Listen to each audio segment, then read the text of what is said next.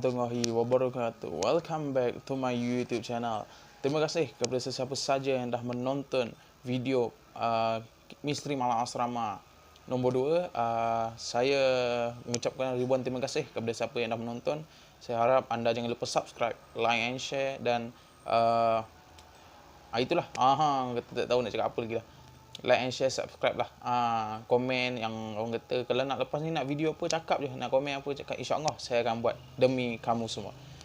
Okey, kita tak nak buang masa lagi. Sebelum kita lanjut ke cerita yang pertama untuk Misteri Malam Asrama 3, kita nak disclaimer awal-awal dulu. Siapa-siapa yang ada penyakit-penyakit kronik ataupun penyakit-penyakit yang boleh membahayakan diri anda, I hope you all semua ambil langkah berjaga-jaga. Nak dengar boleh, orang kata ambil cara lain lah. Takut ada apa-apa yang aku tak nak apa-apa berlaku di luar, di dalam dan di luar jangkaan aku. Orang kata gitu. Sebab dalam video ini ada berbagai elemen-elemen seram ataupun elemen-elemen yang boleh memeranjatkan diri korang. Itu saja untuk information. Okay. Kalau dia yang dah subscribe tu dah tahu. Yang baru subscribe, baru jumpa channel ni, korang jangan lupa subscribe, like and share. Okay, jom kita ke cerita yang pertama. Nak, boleh tolong makcik nak? Tolong makcik nak? Tolong makcik. Tolong jangan bakar makcik nak. Tolong makcik nak.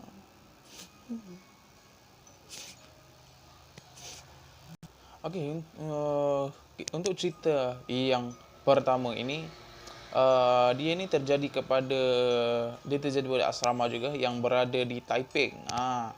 Yang hantarkan cerita ini kepada aku ialah nama dia Hafizul. Dia kata, "Assalamualaikum Abang Afiq." Waalaikumsalam warahmatullahi. Saya ni berasal daripada Taiping, Perak. Saya ni menetap di sebuah asrama di Perak. Dah hampir 4 tahun dah masuk tahun ni. Yang tahun ni tahun terakhir saya dah senior year lah. Orang kata kisah ini terjadi, orang kata pengalaman seram yang berlaku pada atas diri saya ni tak boleh saya lupakan. Terjadi pada saya ketika saya berada di tingkatan 2. Untuk tingkatan 2 ni dia kata saya pernah alami satu gangguan yang saya katakan tajuk dia adalah gangguan pocong. Gangguan pocong. Saya ni terjadi pada satu malam tu, saya dan dengan kawan-kawan saya dah bincang dah pada petang tu. Kata malam ni belajar jom. Orang kata kita nak peksa kan, kita orang kata kena skor lebih sikit. Lepas tu saya dah bincang-bincang kawan-kawan saya kata semua okey. Dia kata okey kita jumpa pukul 11.45 malam. Bila dia dah sampai waktu 11.45 malam, dia pun macam okey, pergi dom kawan-kawan aku lah. Sekali bila ketuk pintu dom dia, tuk tuk tuk tuk tuk tuk tuk tuk tuk tuk tuk tuk. Sekali ada orang buka. Ya, cari siapa? Aiman ada. Aiman tak ada. Aiman keluar.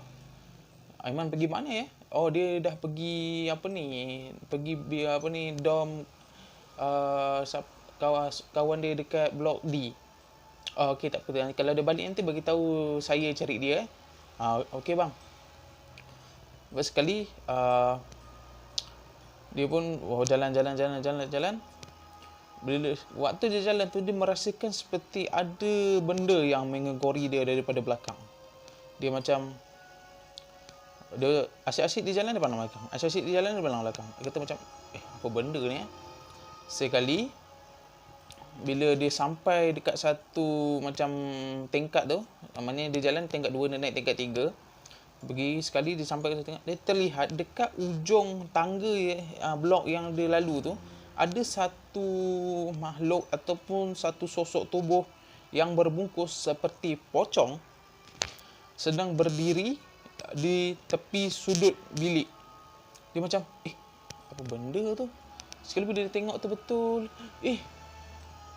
dia kata, abang saya pun terperanjat, saya pun tak tahu nak buat apa, saya pun lari lintang pukang terus turun ke bawah. Apabila saya turun ke bawah, saya dah lari apa semua, saya duduk di satu tempat, saya macam Allah, Allah Akbar. Allah. Sekali saya terdengar suara kawan-kawan saya. Weh, Zul. Weh, Zul. Lepas tu, apabila saya toleh ke belakang, saya tengok kawan-kawan saya, ada 4 orang, sedang pun dalam keadaan relax memanggil nama saya. Saya pun macam, kawan-kawan saya panggil, weh Zul. Weh, kau pergi mana dah? Kita orang cari kau. Kita orang ikut kau lah tadi. Kita orang nampak kau pergi tu. Dekat mana tu? Kebun tu. Kau buat apa kat kebun tu? Lepas tu Hafizul pun kata, keadaan dia tengah tercungap-cungap. Keadaan dia macam, sekejap bila aku pergi kebun? Aku baru turun lah. Lepas tu kawan dia kata, aku tipu lah. Kita orang nampak kau lah tadi. Kau pergi sampai masuk dalam kebun tu, dalam semak samun tu. Kau buat apa kat sana? Lepas tu Hafizul kata, tak, aku baru turun. Aku pergi dom Aiman tadi. Lepas tu macam, diorang macam, mungkin salah nampak kot. Sekali ketika 5 orang ni, termasuklah Hafizul ni, nak menuju ke bilik prep, diorang terdengar bunyi cakaran daripada, tak tahulah daripada mana, dengar satu bunyi cakaran. Macam bunyi cakaran.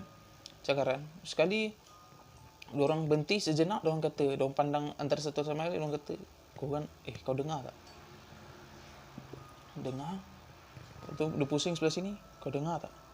Dengar? Lepas tu macam, tak apa, kita teruskan perjalanan. Dia pun baca apa-apa yang dia tahu, dia pun teruskan perjalanan dia naik ke bilik prep. Apabila perjalanan dia nak naik ke bilik prep, dia terdengar satu bunyi macam hempasan ataupun hentakan macam tu yang amat-amat kuat, yang bunyi macam pong. Diorang pun macam, apa benda tu? Diorang pun cepat-cepat naik dekat atas bilik prep. Diorang tengok, dan apabila diorang dah masuk dalam bilik prep tu, alangkah terperanjatnya yang diorang ternampak dekat bilik prep tu, semua meja-meja, kursi-kursi telah pun orang kata terbalik, apa semua ada yang tercampak, apa yang semua ada. Sekali diorang ni macam, apa dah jadi bilik prep ni? Apa tu? Sekali diorang cakap-cakap, sekali bila dia Hafiz ni, dia cakap dengan kawan-kawan dia, bila dia pusing tengok, kawan-kawan ni tidak ada di belakang. Dia macam, Man.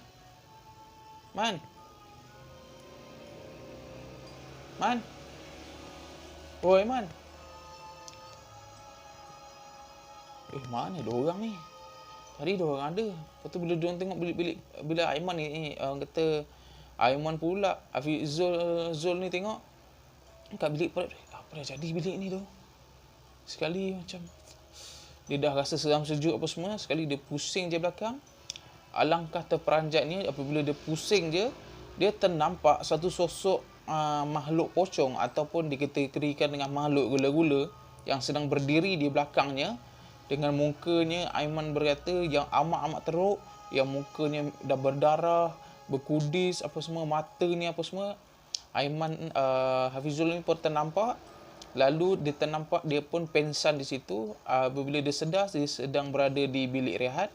Dia telah dijumpai oleh kawan-kawannya sendiri dan dia pengsan di depan pintu bilik prep. Kawan-kawan dia kata, Aiman ni pun, cikgu ni pun bertanyakan kepada Zul, Hafizul, awak ni kenapa?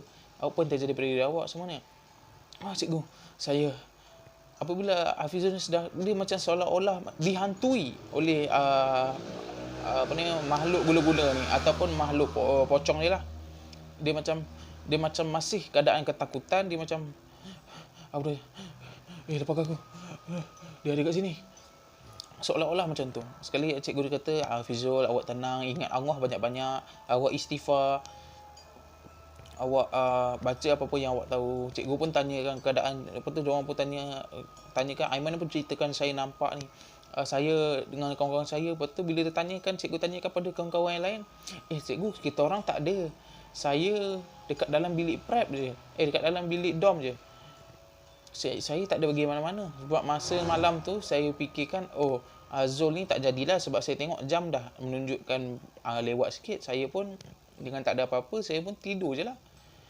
Maknanya yang dia jumpa, yang dia jalan sama-sama tu, yang dia jumpa, yang panggil-panggil itu, siapakah dia dan dengan siapakah yang dia berlari, yang dia dengar bunyi hentaman di atas, dengan siapakah yang dia berlari sama-sama naik ke atas. Di situ persoalannya. Dan Aiman pun dibawa ke pusat perubatan dan ditanyakan apa masalahnya. Maknanya ustaz dekat pusat perubatan kata, awak ni, orang kata, benda tu macam nak berkawan lah dengan dia. Dia kata mungkin awak ni lemah semangat, mungkin badan awak ni besar, walaupun badan awak ni besar belum tentu semangat awak kuat. Aiman ni mendapat perawatan dengan lebih. Dia pun macam, dia dah almost dalam seminggu tu dia macam dah okey, dia kembali ke asrama dia. Itulah untuk cerita yang pertama. Oi, gangguan pocong. Kalau kena pada diri sendiri bang, hui, kejar-kejar pan lah, lari sampai Johor terus. Banyak nasihat yang kita boleh ambil dalam orang kata cerita yang pertama ni. Cerita yang pertama ni, orang kata kita ni malam-malam lah. Kita actually siapa yang suka keluar-keluar malam tu ke, saya nasihatkan lah. Saya pun jenis suka balik malam juga. Saya pun suka balik dalam pukul 2-3 pagi. Orang kata kita ni kalau balik tu, kita memanglah kita daripada tu kita suka bersekeria dengan kawan-kawan. Kita pergi tepi pantai, kita pergi lepak-lepak kat tempat yang kita tak tahu. Kita tak tahu tempat tu ada penghuni ataupun tidak. Kita macam, oh tak apalah, tempat ni tak ada apa-apa kan. Kita walang yang mana kapal-kapal ke, suka balik lambat-lambat ke, kita tak tahu apa yang berlaku. Ataupun benda tu mengekori kita ke, dia tengok budak ni lemah semangat, aku follow dia. Kata gitu. Kata sebelum kita sampai ke rumah tu, kita bacalah ayat-ayat dulu. Kalau boleh, kalau dah pergi tempat-tempat yang orang kata keras, kita jangan balik dulu. Singgahlah mana-mana kedai, almost dalam setengah jam macam tu, bawa balik. Takut benda ni mengekori, masuk ke dalam rumah dan ganggu family kita. Itulah nasihat aku yang cerita yang pertama. Kata hari ni special sikit, ada sound effect. Okey, sebelum kita lanjut ke cerita yang kedua, aku nak bagi tahu yang baru jumpa channel ni, jangan lupa subscribe. Aku mohon sangat. Kata kalau aku minta korang semua subscribe channel ni sebab tak rugi pun. Sebab dah nanti 5k subscriber, aku akan buat giveaway. Minta maaf. Buat giveaway apa semua. Aku akan bagi. Kalau yang dekat aku boleh COD, kalau yang jauh aku kena postage lah. Maaf lah dek non. Gitu. Okey, jom tidak ada apa-apa lagi. Mari kita ke cerita yang kedua.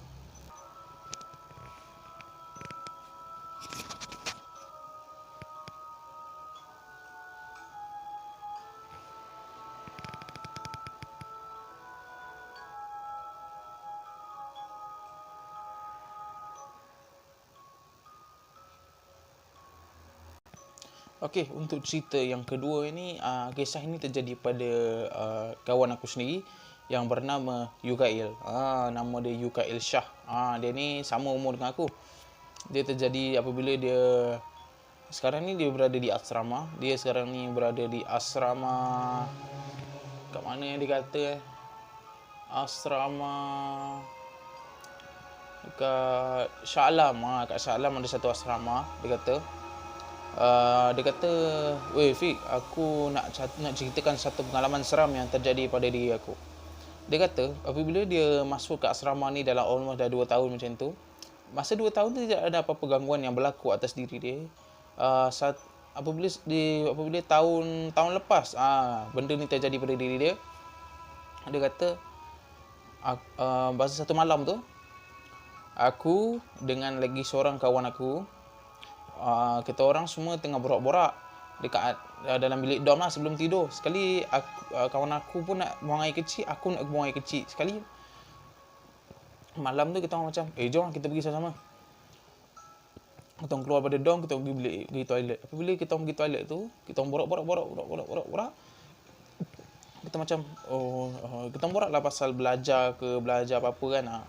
Lepas tu kita orang cakap, kalau lah kita boleh keluar pergi cari makan ke apa kan. Tiba-tiba kita orang lagi berapa meter nak sampai ke toilet, ada satu makcik ni tegur kita orang. Dia kata, "Assalamualaikum nak." Kita orang dua orang kata, "Waalaikumsalam nak." Waalaikumsalam nak pula. "Waalaikumsalam makcik. Ada apa yang kita orang boleh bantu makcik?" Kawan aku ni kata, si Yukail. Dia pun macam, ni makcik ada bawa bekalan untuk ni. Tadi makcik malam tadi cik ada buat ni tapi ada lebih, nanti buang-buang membazir pula. ni makcik nak pergi ke korang berdua ni boleh? UKL ni pun dengan kawan dia seorang lagi macam, lah makanan tu tadi baru sekali. Makanan apa makcik? Makcik ada tadi buat dekat kantin tadi kan, tempat kita makan tadi semua. Kamu semua makan tadi, makcik ada buat nasi ayam tapi ada lebih. Tapi makcik tak tahu nak bagi kat siapa. Nasi ayam? Lepas tu kawan aku, nasi ayam tu. Malam-malam ni kena nasi ayam pun baik kan ni. Boleh nak makcik, kami ambil lah nasi ayam ni. Lepas tu makcik tu dia kenal, makcik kantin. Lepas tu tanpa dia berfikir panjang, dia macam, masa tu jam dah menunjukkan dalam almost dah pukul 12. Hampir pukul 12 macam tu. Sekali dia macam, tak apa, ambil lah. Lepas tu makcik kata, jangan lupa makan ya makcik. Lepas tu dia macam gurau-gurau dengan makcik kantin ni. Makcik ni apalah semua. Sekali makcik kata, okey lah nak, makcik nak balik dulu. Besok nanti kita jumpa lagi yelah makcik. Lepas tu sekali dia malam tu, makcik tu pun dia nampak macam biasa, lalu apa semua, naik kereta apa semua pun belah apa semua kan. Sekali dia macam, dia buka nasi tu, nasi ayam pula, ayam pun banyak, nasi pun sedap, kuah, kicap apa semua, sambal apa semua, baik punya, cukup lengkap. Dia pun tanpa lepas dia nak terkencing, air kencing pun tiba-tiba berhenti lah kejap, dia beku. Dia menterdarah dulu nasi ayam yang makcik tu bagi. Ambil kau. Sekali semua makan macam tak siuman. Dia kata dia makan apa semua, dia rasa nasi ayam tu biasa je, nasi ayam biasa. Dia pun makan. Lepas tu macam kenyang. Kau kenyang tu, baik dah makcik kantin tu. Malam dia bagi kita makan. Diorang bagi buah air kecil apa semua. Air yang kedua tu, air yang pertama tu tak ada apa-apa. Diorang balik dom borak-borak sekejap, diorang tidur. Diorang kata lepas diorang makan nasi ayam tu, diorang tiba-tiba rasa mengantuk yang amat-amat. Diorang bertidur. Lepas tu besok hari yang kedua tu, diorang kejadian yang diorang pergi tanya makcik, diorang pergi ucapkan terima kasih lah kepada makcik kantin tu. Diorang kata, terima kasih makcik bagi makanan semalam. Makcik kantin macam, okey, terima kasih, sama-sama. Lepas tu macam, ni mesti lah makcik nak bagi kan, takkan apa pula bagi kan. Sekali diorang pergi malam yang kedua tu terjadi lagi. Diorang jumpa makcik tu, ini dekat kantin. Diorang jumpa makcik tu kat kantin. Dia jumpa makcik tengah kemas-kemas. Kemas-kemas apa semua, tengah lap macam POO. Assalamualaikum makcik. Lepas tu makcik kata, waalaikumsalam. Gimana? Dia nak beli air makcik, air mesin. Yalah. Lepas tu tengah beli air tu, kita nak balik ke dom sekali. Makcik tu panggil. Nak. Lepas tu kita pun pandang. Ya makcik, ni ada makanan sikit untuk kamu berdua malam ni. Makanan lagi. Ni kalau dapat seminggu ni syok ni. Lepas tu dia kata, terima kasih makcik. Ni ada mi goreng pula untuk kamu berdua malam ni. Terima kasih makcik. Semoga makcik dimurahkan rezeki ya. Terima kasih lah banyak. Yelah. Lepas tu sebelum orang pergi tu, cik, kalau dah 2 hari bagi ni, elok bagi seminggu cik. Lebih berkat, lebih besar rezekinya. Makcik tu pun gelak, dia pun gelak. Sekali malam yang diorang dah makan, keesokan pagi ni, diorang diorang belajar apa semua, diorang dapat rasakan kawan-kawan yang lain mula menjauhkan diri pada diorang berdua ni. Diorang macam, asal diorang ni kan, aku ada buat silap ke? Macam, apa aku buat silap diorang ni Bila aku buat silap, aku dah minta maaf. Tak ada apalah. Sekali diorang macam, lepas tu bila diorang lalu kat satu tempat, masing-masing yang dua orang yang UKL ni dengan kawan dia lalu, yang lain semua macam tutup hidung macam. Kalau yang perempuan semua macam ambil tudung bawah tu semua tutup macam. Lepas tu masing-masing semua pandang diorang macam, apa ni kan? Macam tak ada apalah, hantar diorang ke mampus lah. Lepas tu diorang jalan. Malam yang ketiga, makcik tu bagi lagi makanan. Makcik tu dah pergi kat kantin. Diorang tak jumpa kat kantin. Yang ni makcik tu hantar depan dom diorang. Itu yang pelik.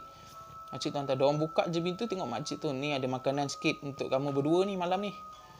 Cik dah 3 hari cik bagi makan ni. Tak apa cik. Tak apa, kita murahkan rezeki apa semua.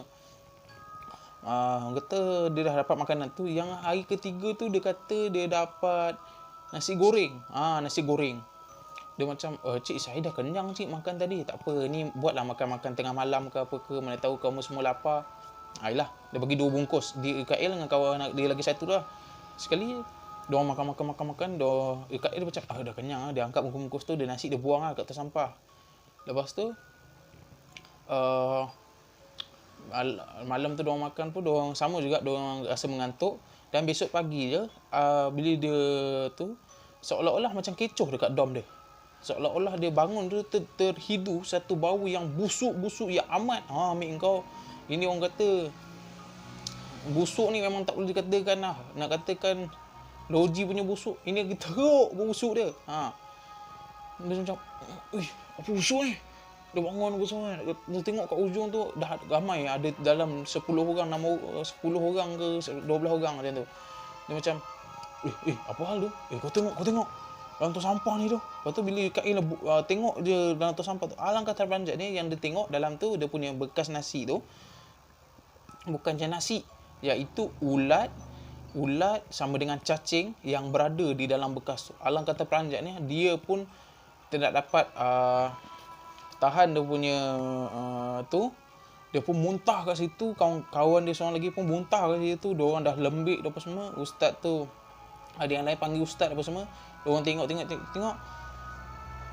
Kamu ni macam macam ada benda. Bila dia tanya kat macam kantin, tak, saya tak ada malam tu sebab saya dah balik awal. 3 hari macam tu. Dia macam pelik. Rupanya bila dia tengok, kamu ni semua ni diganggu oleh satu makhluk yang berada di kawasan tu. Rupanya bila diorang cek kat situ ada satu pokok, dekat situ ada satu macam, waktu sekolah ni dulu nak dibangunkan, ada 7 kes kematian yang dilaporkan bunuh diri serentak. Salah 7 tu perempuan. Dia bunuh diri akibat putus cinta ataupun suami isteri macam tu. Diorang terjun daripada sebelum siap tu, diorang bunuh diri apa semua sebelum bangunan tu nak didirikan. Maknanya sebelum siap full lah, dia berdiri, dia jatuhkan dirinya. Ada yang pecah kepala, ada yang putus kepala, ada yang matanya tak ada. Maknanya Yuka Il dengan kawan-kawannya ni diganggu oleh roh-roh yang tidak tenteram.